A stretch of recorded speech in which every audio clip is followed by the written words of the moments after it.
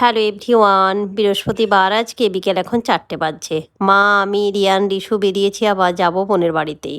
বিকেল 4টে বাজছে, আজকে রোদ দেখুন বাইরে। কালকে সুন্দর ওয়েদারটা ছিল, আজকে আবার সকাল থেকে গরম।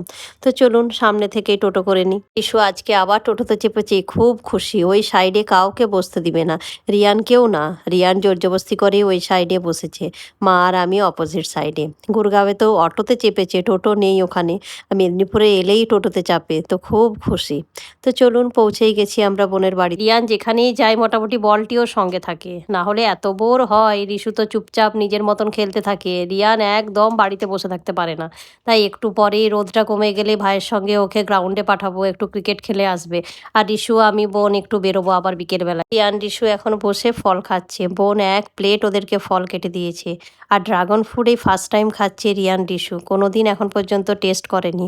আমিও এই ফার্স্ট টাইমই টেস্ট করলাম, আমার খুব একটা পছন্দ হয়নি। রিয়ান রিশু দেখছি খাচ্ছে, তো ফল খেয়ে নিক তারপরে আমরা বেরোবো।